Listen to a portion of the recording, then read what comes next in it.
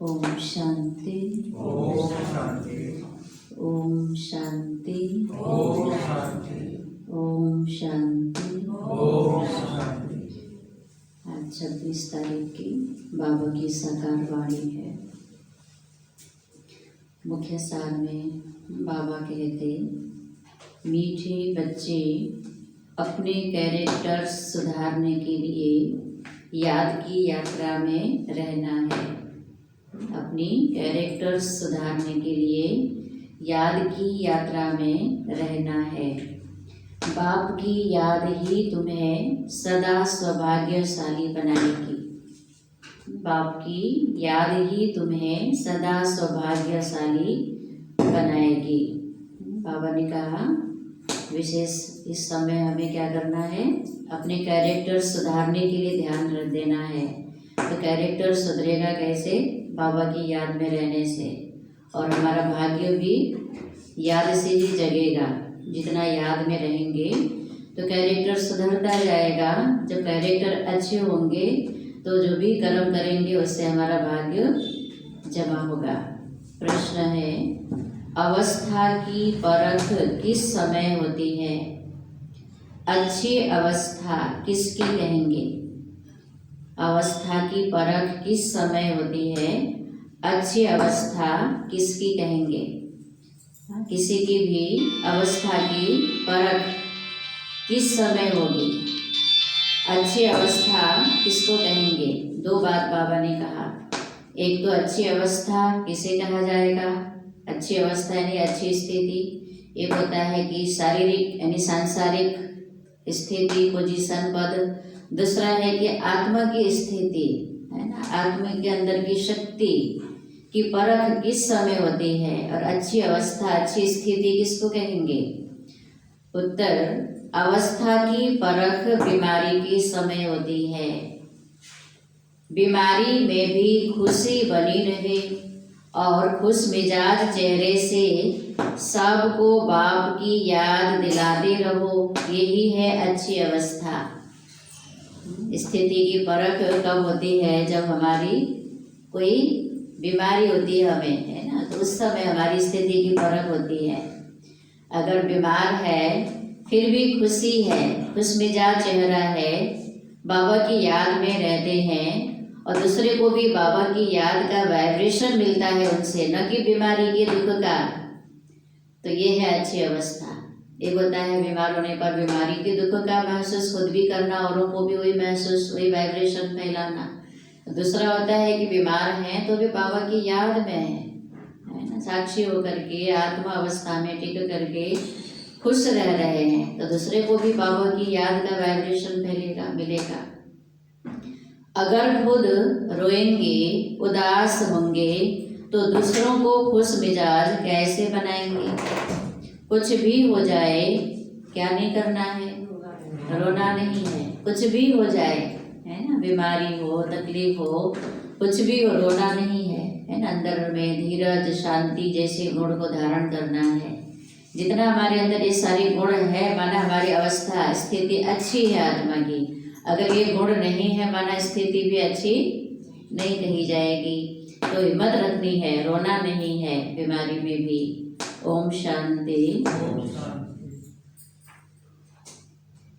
दो अक्षर गाए जाते हैं, दुर्भाग्यशाली और सौभाग्यशाली। सौभाग्य चला जाता है तो दुर्भाग्य कहा जाता है। स्त्री का पति मर जाता है तो वह भी दुर्भाग्य कहा जाता है।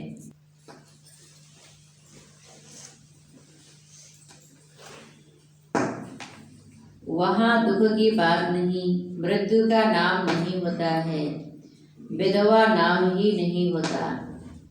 सतयुग में कोई दुख नहीं होता, अकाले मृत्यु की बात ही नहीं।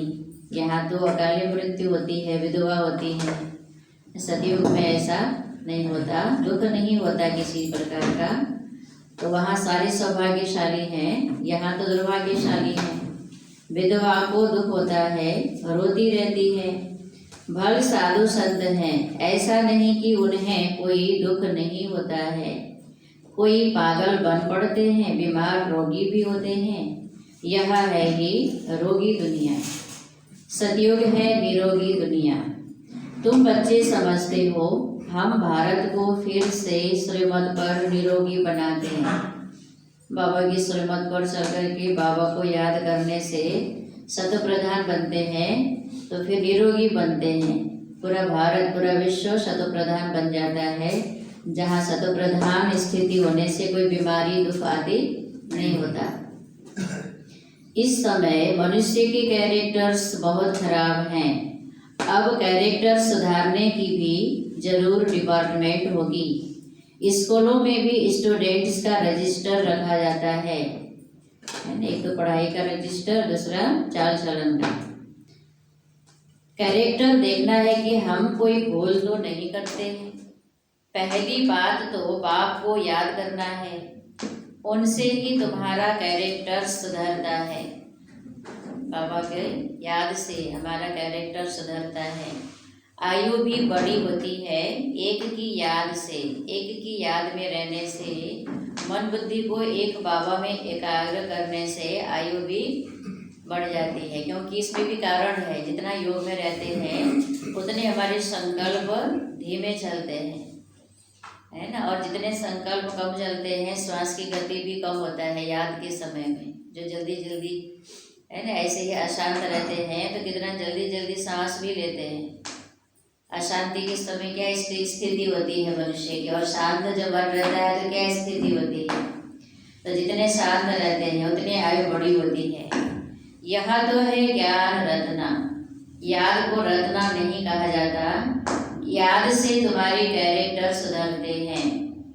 यह 84 जन्मों का चक्र सिवाय तुम्हारे और कोई समझा न सके। इस पर ही समझाना है विष्णु और ब्रह्मा। शंकर के तो कैरेक्टर नहीं कहेंगे।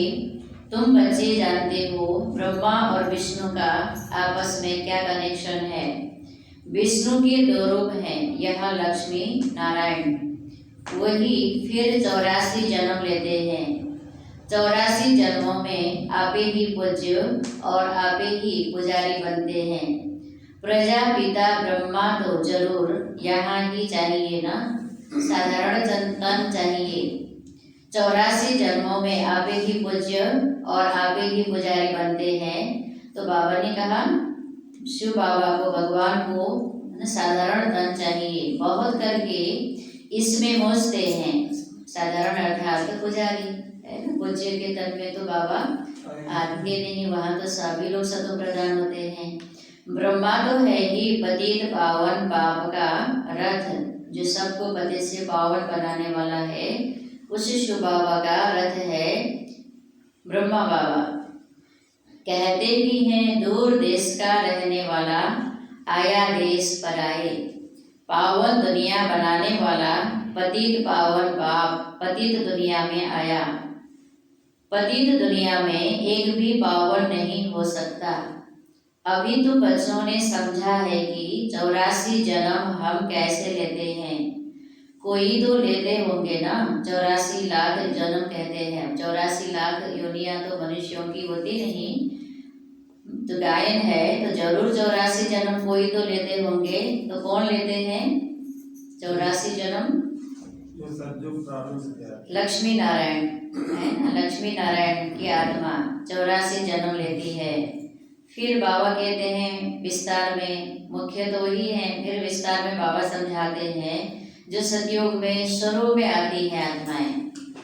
श्री लक्ष्मी नारायण के राज्य में स्वरूप में जो आत्माएं आती हैं उनके ही 84 जन्म पूरे होते हैं।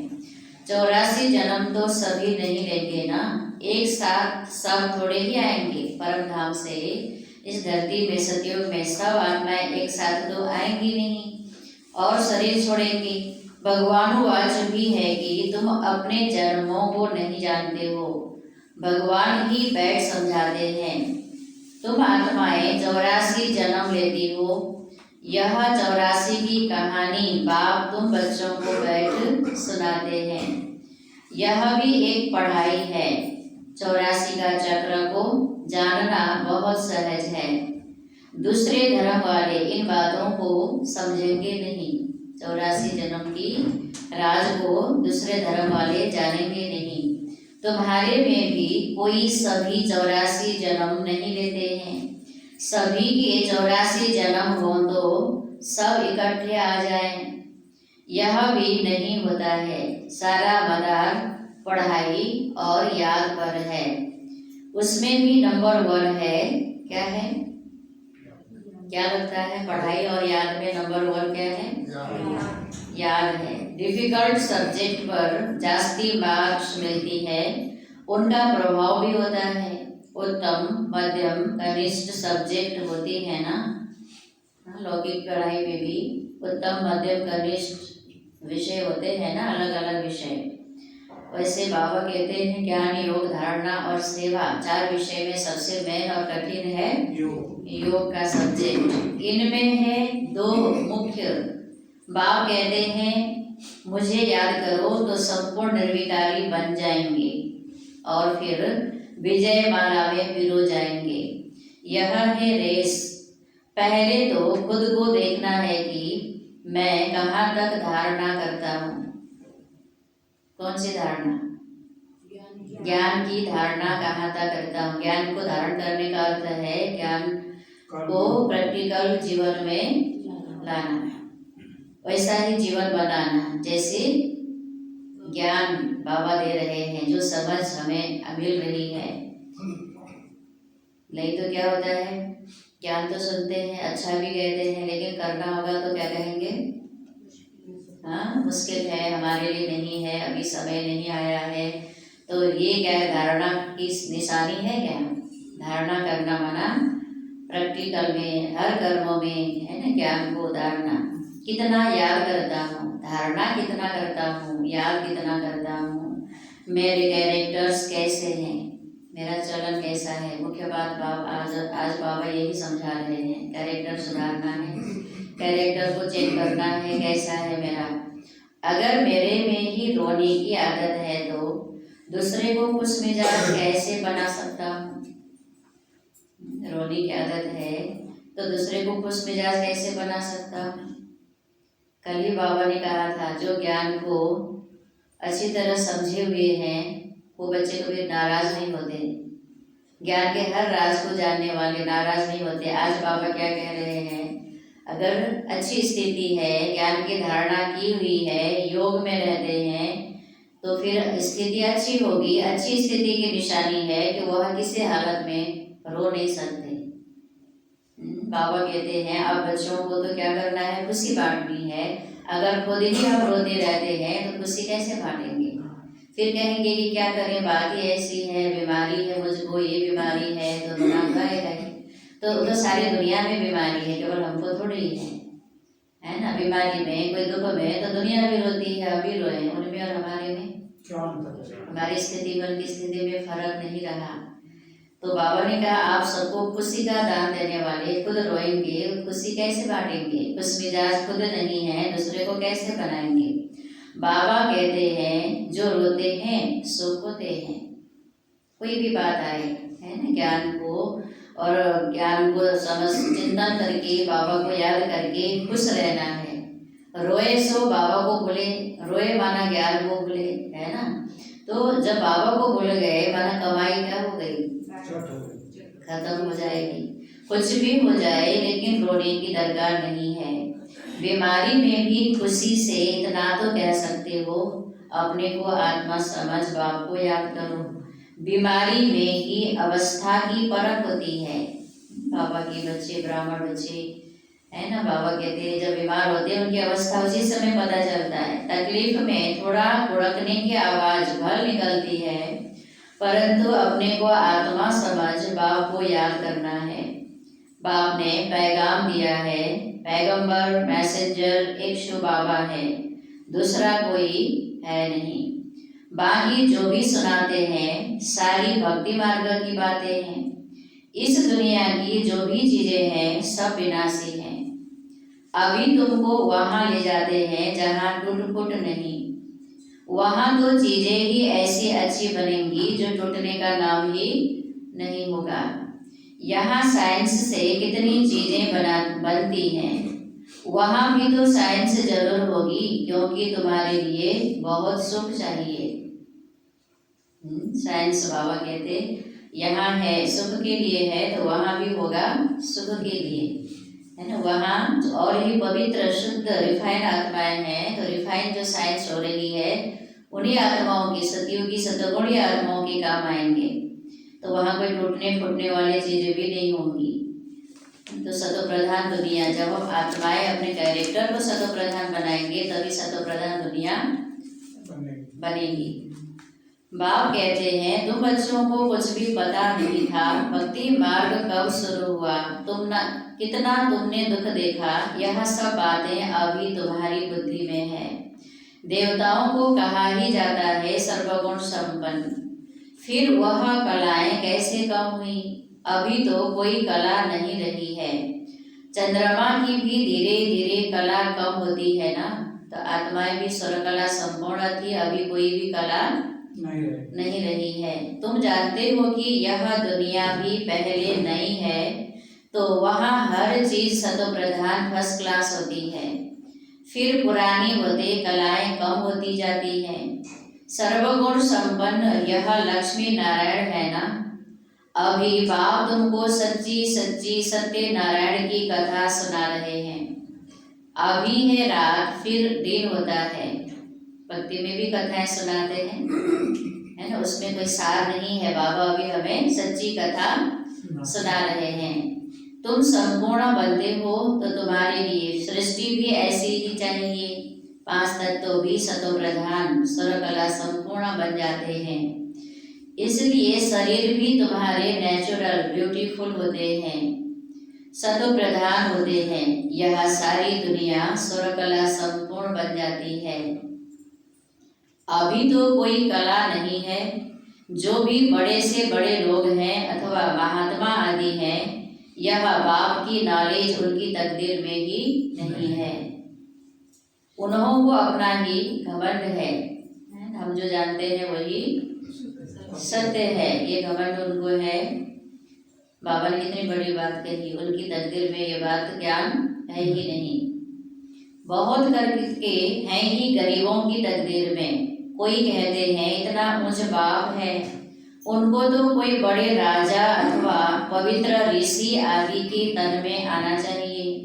पवित्र होते ही हैं सन्यासी, पवित्र कन्या के तन में आए। बाप बैठ समझाते हैं, मैं किस में आता हूँ, मैं आता ही उसमें हूँ जो पूरे 84 जन्म लेते हैं, एक दिन भी कम नहीं। कृष्ण पैदा हुआ उस समय से स्वर्गकला संपूर्ण ठहरा, फिर सतो रजो तमो में आते हैं। हर चीज पहले सतो प्रधान फिर सतो रजो तमो में आती है। सतयुग में भी ऐसा होता है, बच्चा सतो प्रधान है, फिर बड़ा होगा तो कहेगा अब हम यह शरीर छोड़ सतो प्रधान बच्चा बनता हूँ।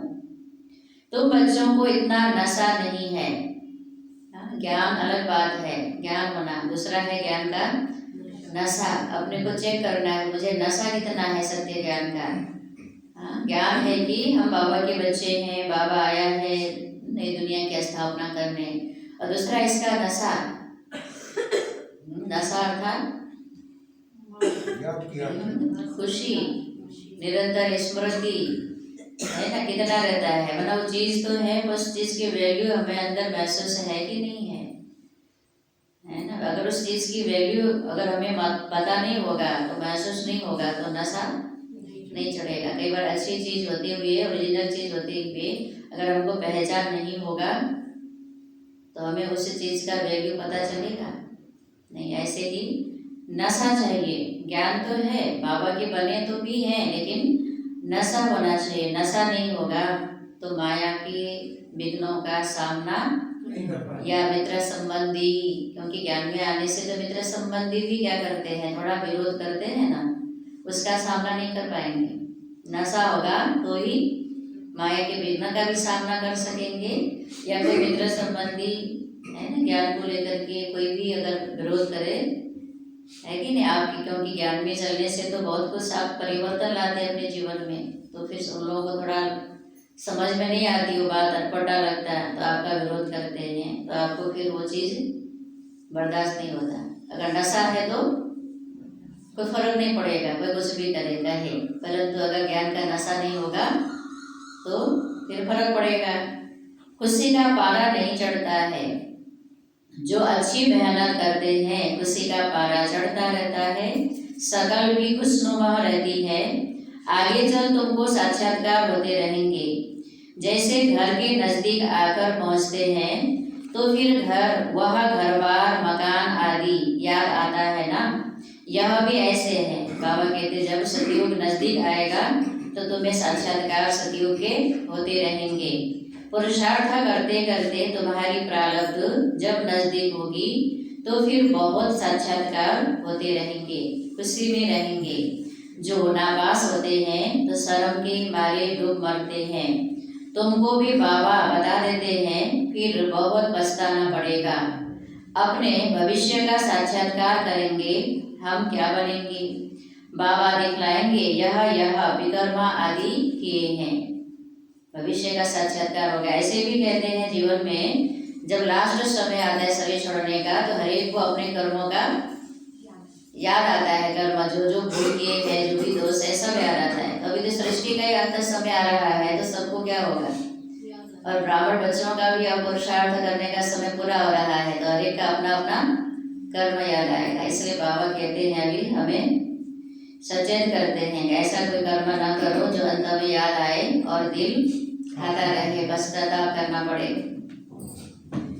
बाबा दिखलाएंगे यह विकर्मा आदि किए हैं। बाबा भी उस समय कुछ नहीं करेगा, जो कर्म किया है ना, किसी को दुख दिया है, किसी को सताया है ना, या अन्य पुरुषार्थ में ईश्वरीय सेवा में आनाकानी की है, गफलत की है, जिससे हमको घाटा पड़ा है, कमी है, तो क्या हो जाएगा, सब साक्षात्कार हो जाएगा। अपने भविष्य का साक्षात्कार करेंगे, हम क्या बनेंगे। बाबा दिखलाएंगे यह विकर्मा आदि किए हैं, पूरा पढ़े नहीं ट्रेटर बने। कोई कोई क्या करते हैं, बाबा के बनकर बाबा की आज्ञा का विरोध करते रहते हैं, निंदक बनते हैं, विरोध करते हैं, सेवा में सहयोगी बनने के बदले विघ्न डालते हैं, दूसरे सेवा करने वालों को ट्रेटर माना, जो दूसरे सेवाधारी को भी तोड़ते हैं। तो ऐसे अंत में क्या करेंगे, वो सारी कर्म हमको याद आएगा, फिर पछताएंगे। इसलिए यह सजा मिलती है, सब साक्षात्कार होगा।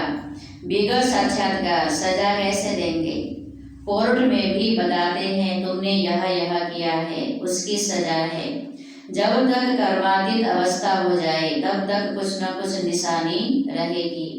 आत्मा पवित्र हो जाती है तो फिर शरीर छोड़ना पड़े, यहाँ रह न सके, वह अवस्था तुमको धारण करनी है। अभी तुम वापस जाए फिर नई दुनिया में आने के लिए तैयारी करते हो।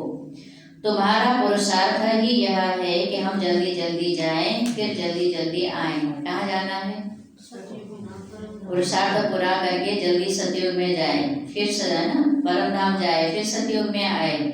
जैसे बच्चों को खेल में दौड़ाते हैं ना, निशान तक जाकर फिर लौट आना है, तो परम धाम भी निशान है, वहाँ जाना ही है, वहाँ पे बिना पहुँचे सतयुग में आएंगे नहीं। तुमको भी जल्दी जल्दी जाना है, पुरुषार्थ की दौड़ी जल्दी है ना, जल्दी करनी है, तीव्र करनी है पुरुषार्थ को, फिर पहले नंबर में नई दुनिया में आना है। तो तुम्हारी रेस है, यहाँ स्कूल में भी रेस कराते हैं ना, तुम्हारा है यह प्रवृत्ति मार्ग, अर्थात घर गृहस्थ में रह करके भी हमें पुरुषार्थ ज्ञान योग की दौड़ी लगानी है। तुम्हारा पहले पवित्र गृहस्थ धर्म था, अभी है विशेष। पहले था पवित्र गृहस्थ धर्म, अभी है विकारी, फिर वैश्लेष वर्ल्ड बनेगा, फिर से निर्विकारी विश्व बनेगा। इन बातों को तुम स्मरण करते रहो तो भी बहुत खुशी रहेगी।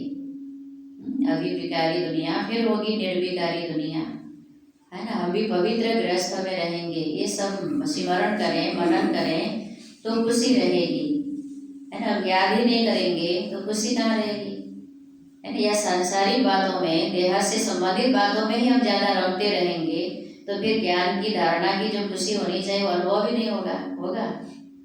जब तक उस चीज़ से हम थोड़ा सा न्यारा नहीं बनेंगे और जब तक इन बातों में रमण नहीं करेंगे तब तक आंतरिक खुशी नहीं होगी। हम ही राज्य लेते हैं फिर गवाते हैं, हीरो हीरोइन कहते हैं हीरे जैसा जन्म लेकर फिर कौड़ी जैसे जन्म में आते हैं। हीरे जैसा जन्म लेकर फिर कौड़ी जैसे जन्म में आते हैं, अर्थात अभी हीरे जैसा जन्म है, इस जन्म से हम 21 जन्म की कमाई करते हैं, फिर गवाते हैं द्वापर युग से। फिर जब देहा के आकर्षण में आकर विकारों में फंसते हैं तभी क्या करते, सारी कमाई चट हो जाती। अभी बाप कहते हैं तुम कौड़ियों पिछाड़ी टाइम वेस्ट मत करो, तुम कौड़ी पिछाड़ी टाइम वेस्ट नहीं करो। माना बाबा इसका मतलब क्या है, यह कहते हैं हम भी टाइम वेस्ट करते थे, यह माना ब्रह्मा बाबा कहते हैं हम भी समय बर्बाद करते थे विनाशी कमाई के पीछे। और बाबा समझाते हैं हमें कि आप अब अपनी कौड़ियों के पिछाड़ी अपना इतना अमूल्य जीवन बर्बाद नहीं करो, है ना। कई बार क्या होता है, विशेष हमें कभी है ना, मान लीजिए कि कोई सेवा कर, ईश्वरीय सेवा करना है, कभी योग भट्टी करना है, या मानो रोज बोली क्लासें करना है, तो भी कभी कभी क्या लगता है ये बात वहाँ जाना था, आज गए होते तो मेरे को इतनी पैसा मिला होता, इतनी कमाई मेरी हुई होती, आज मैं यहाँ रह गया, योग में रह गया, सेवा में रह गया, मेरी कमाई चट हो गई, 1000 2000 5000 मिलने की थी वो नहीं मिली, ऐसा संकल्प चलता है ना। और बाबा की मुरली सुनते हैं, बाबा को याद करते, ईश्वरीय सेवा करते हैं, क्या उससे कमाई नहीं होती है, उससे तो और अविनाशी कमाई होती है। बाकी जो 2000 मिलने वाली होगी तो आप कहीं भी रहेंगे तो मिलेगा ही, तो नहीं मिलने वाला होगा तो मिलेगा नहीं मिलेगा। लेकिन कई बार क्या होता है, हम सेवा में गए, अंदर से पछताना शुरू कर देते हैं, वो आज तो मेरा यहाँ टाइम चला गया, आज मैं काम में गया होता, हाँ, या फलाने से मिला होता तो मेरे को इतना पैसा मिला होता।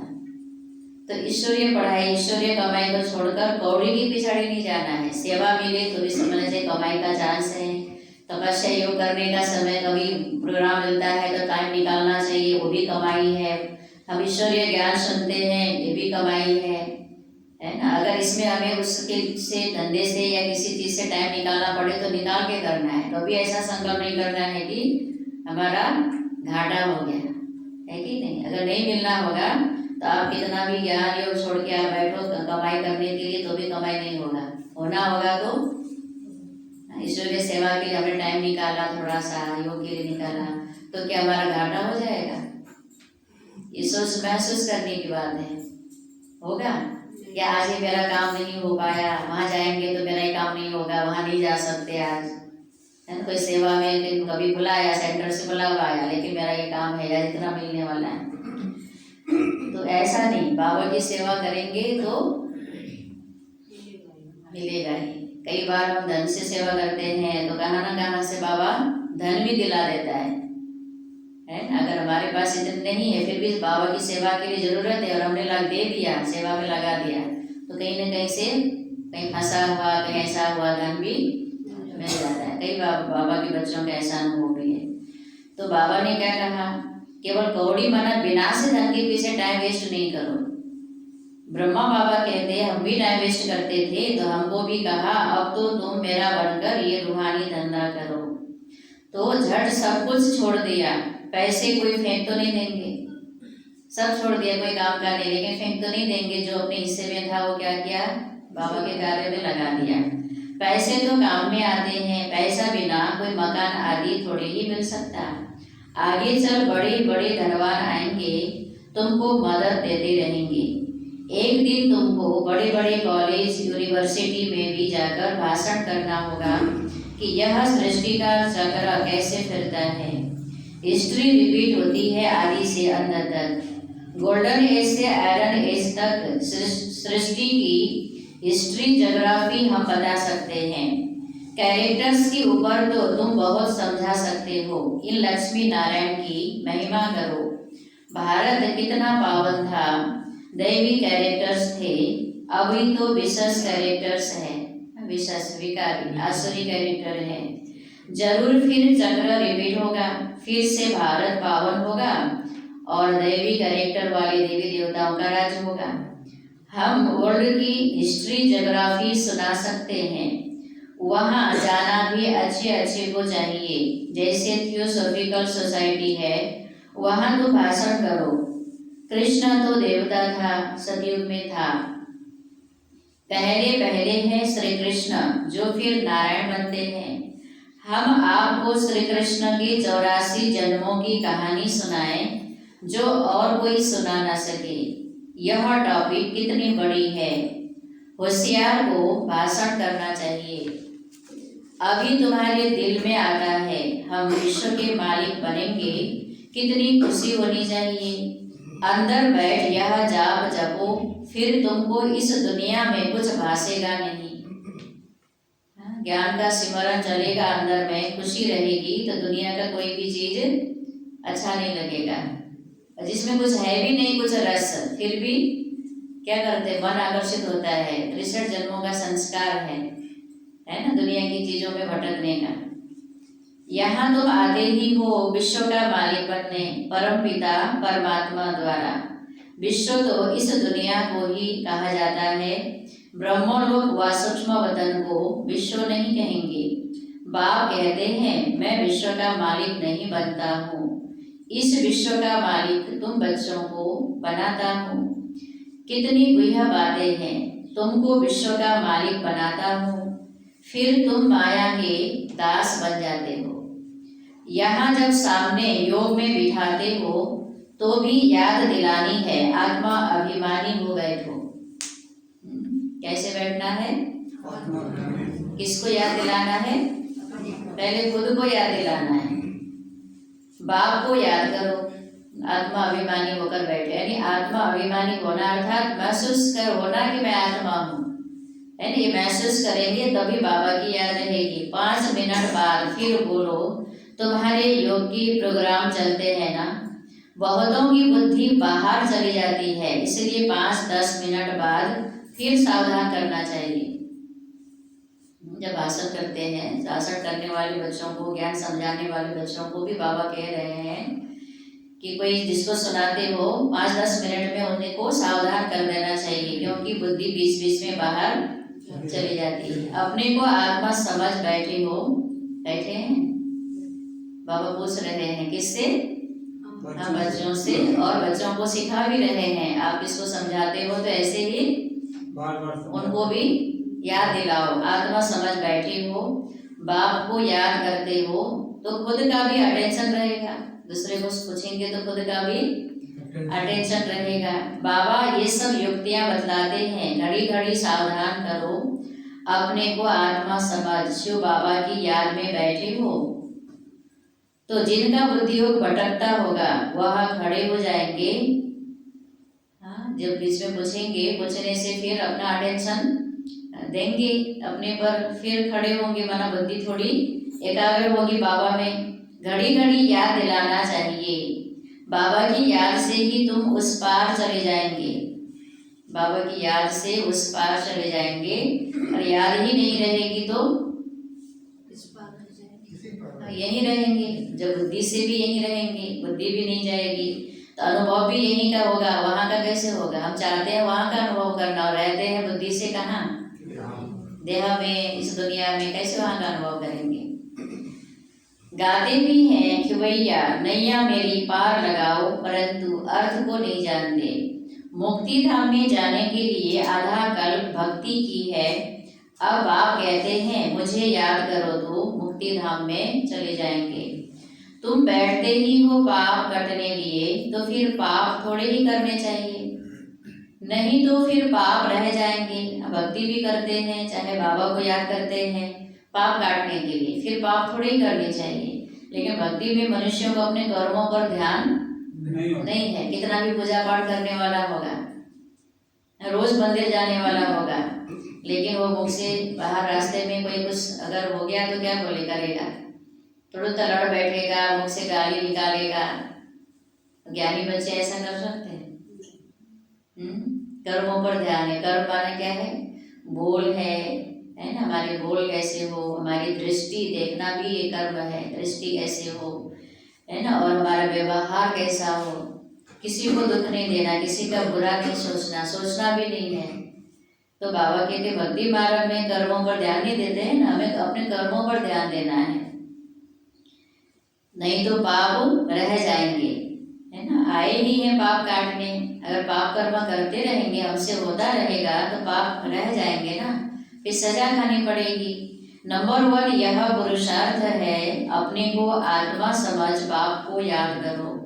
ऐसे सावधान करते रहने से अपना भी अटेंशन रहेगा, खुद को भी सावधान करना है। खुद भी याद में बैठ तब औरों को बिठाएं। हम आत्मा हैं, जाते हैं अपने घर, फिर आकर राज्य करेंगे। अपने को शरीर समझना यह भी एक कड़ी बीमारी है। इसलिए सब रसातल में चले गए हैं। देहाभिमान की बीमारी के कारण रसातल में चले गए हैं, क्योंकि देह समझने से, देह को देखने से ही तो विकारों की उत्पत्ति हुई ना। विकार से फिर जिस विकार को हमने अपनाया, जिस विकारों में रस आया, और उस विकार से ही कहाँ पहुंचे सारे लोग, रसातल में पहुंच गए। इसीलिए ये देहाभिमान कितनी खराब चीज है। हाँ, देह समझना, देह दृष्टि रखना कितनी बुरी बात है। लेकिन हम अभी भी क्या है, हमारी दृष्टि, हमारी स्थिति ज्ञान होने के बाद भी बनी नहीं है। उतना प्रैक्टिस चाहिए। इसलिए बाबा कहते हैं बार बार, दूसरे को याद दिलाओ तो खुद को भी याद होगा कि नहीं, और खुद भी अपने आप को भी याद दिलाना है। सब रसातल में चले गए हैं, हमारा काम है उनको सैल्वेज करना। अगर हम ही देहभान में होंगे तो दूसरे को सैल्वेज कैसे करेंगे? खुद ही हमारी देह में बुद्धि फंसी होगी। देह ही हम अनुभव करते हैं, आत्मा की अनुभूति करते नहीं, आत्मा अनुभव, आत्मा अभिमानी बने नहीं, तो फिर औरों को कैसे निकालेंगे उस रसातल से?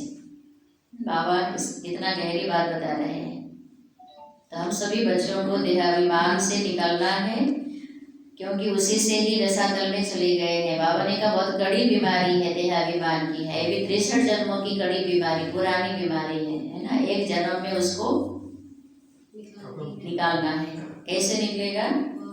प्रैक्टिस करना है बार बार, आत्मा अनुभव, है ना, आत्मा स्थिति का अनुभव करने का, महसूस करने का कि मैं यदि सूक्ष्म ज्योति बिंदु चैतन्य शुद्ध पवित्र आत्मा हूँ, मैं अविनाशी आत्मा हूँ, है ना, मैं चैतन्य सितारा हूँ। ऐसे बार बार अभ्यास करने से होगा। अच्छा, मीठे मीठे सीधी लगी बच्चों प्रति माता पिता बाप दादा का याद प्यार और गुड मॉर्निंग। रूहानी बाप की रूहानी बच्चों को नमस्ते। हम सब रूहानी बच्चों की तरफ से रूहानी बाप दादा को याद प्यार, गुड मॉर्निंग और नमस्ते नमस्ते। शुक्रिया बाबा, शुक्रिया।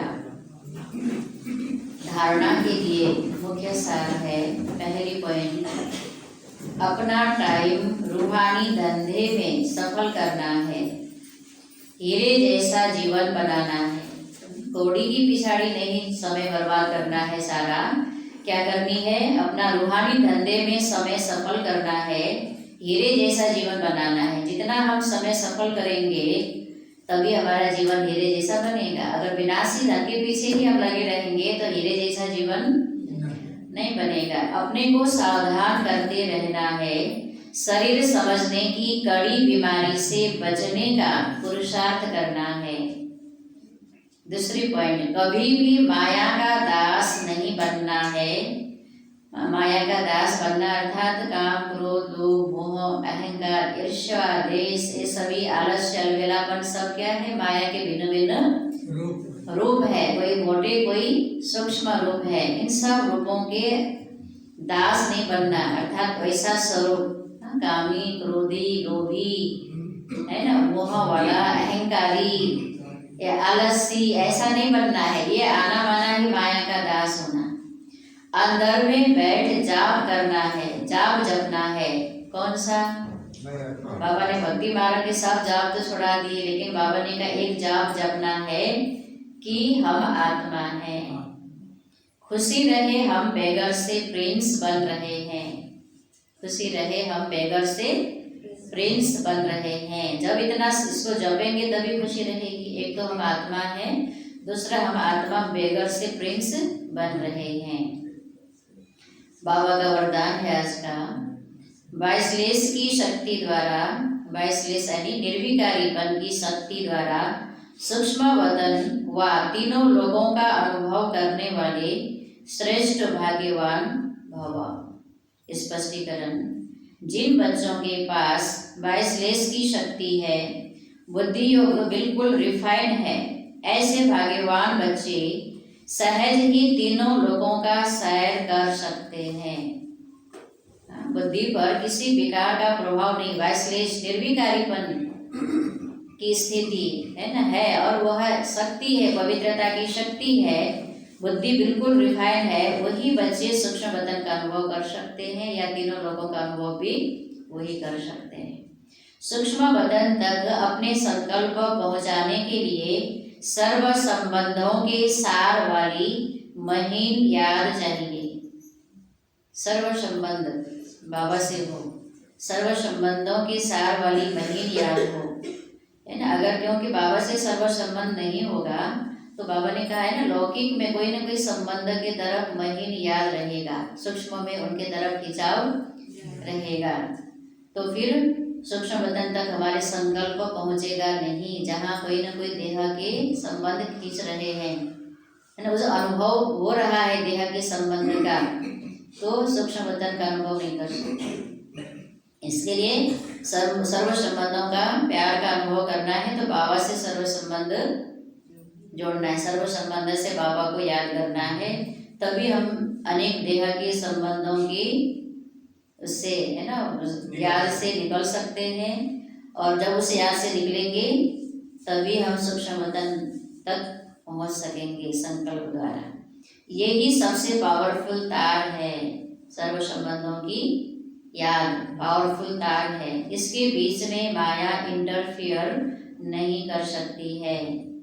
तो सूक्ष्म वतन की रौनक का अनुभव करने के लिए स्वयं को वाइसलेस की शक्ति से संपन्न बनाओ, निर्विकारी स्थिति से संपन्न बनाओ अपने आप को, कोई भी विकार का अंश भी न रहे।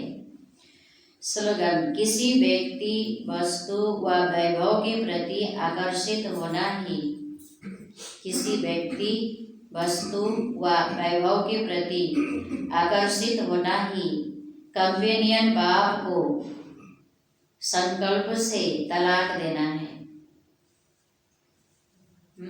क्या कहा बाबा ने? किसी प्रति आकर्षित करना अर्थात याद करना, किसी व्यक्ति वस्तु वैभव को दिल से चाहना माना आकर्षित होना। यही बाप को जब हम दिल से किसी व्यक्ति वस्तु वैभव को चाह रहे होते हैं, उस समय बाबा को हम छोड़ देते हैं, तलाक दे देते हैं, तभी हम किसी के प्रति आकर्षित होते हैं। तो इससे अपनी अवस्था चेक करना है, हम किसी प्रति आकर्षित हो रहे हैं तो बाबा को जैसे हमने तलाक दिया, और बार बार तलाक देने के बाद जो संबंध बनता है उतना अच्छा पक्का सुखद नहीं होता, फ्रेश नहीं होता। इसलिए अपनी स्थिति चेक करना है। अच्छा, सार था, मीठे बच्चे अपने कैरेक्टर्स सुधारने के लिए याद की यात्रा में रहना है। बाप की याद ही तुम्हें सदा सौभाग्यशाली बनाएगी। ओम शांति।